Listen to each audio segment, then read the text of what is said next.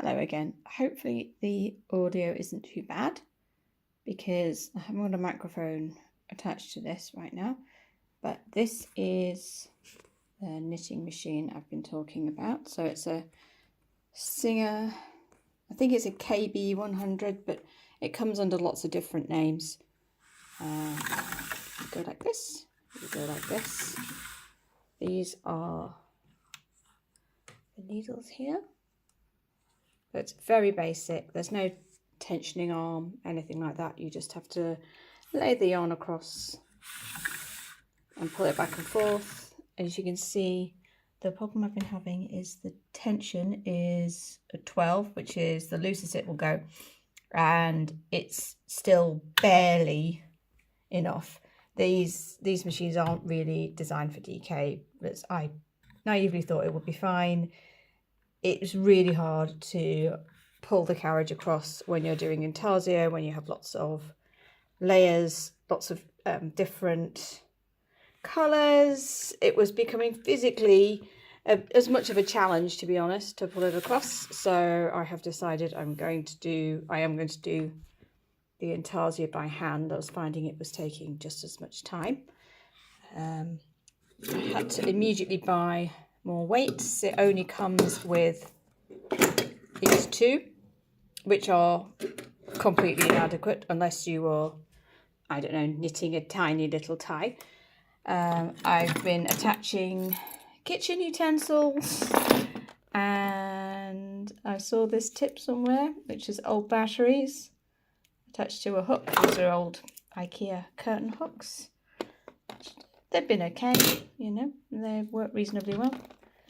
And I'm going to bring you over and show you where I've got so far on the front.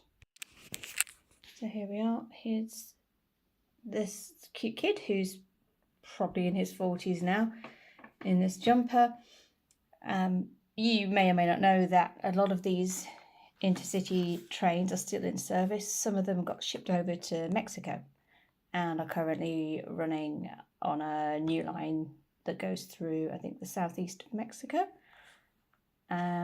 These charts are very potato.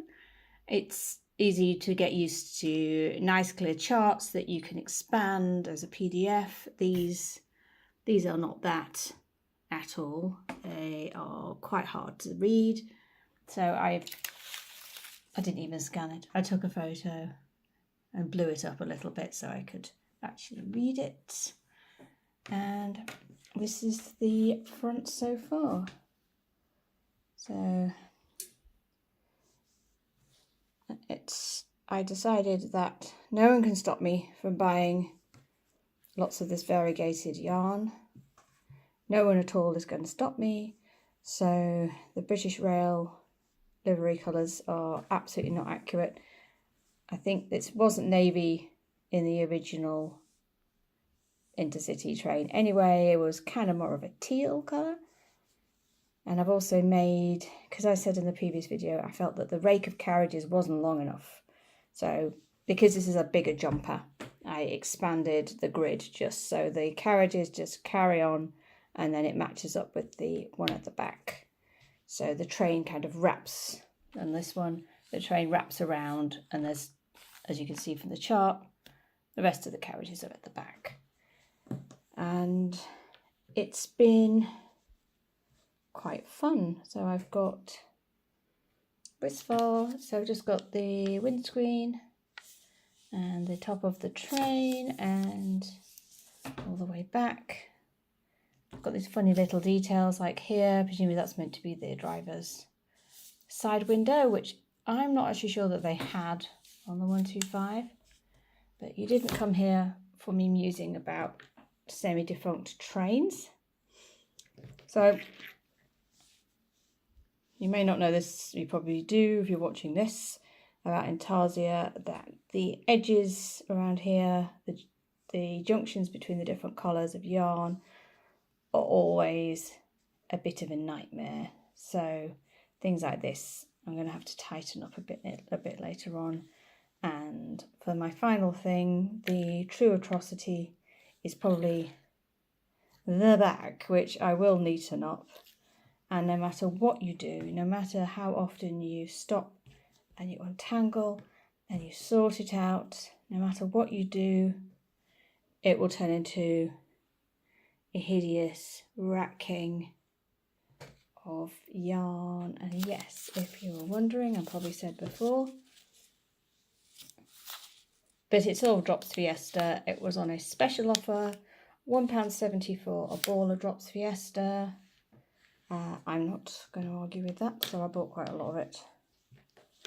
And it's nice and soft. It's a sock yarn. It's 25% nylon, 75% wool. It's quite grippy as well. It doesn't just slide off. So it's actually quite good for this sort of thing. If you get a more slippery kind of yarn or acrylic, each colour doesn't tend to cling on to the other, so it starts looking a bit manky quite soon. And that is all of that. So once I've finished the train, and once I've gone up to what I'm going to assume is supposed to be the sky, I'm going to hook it back on the machine and then go back and forth, do the neck shaping, and then I've finished it. I just need to obviously sew it together, which is a horrible job. And then we're going to go on to probably this iconic piece of work. Jazz.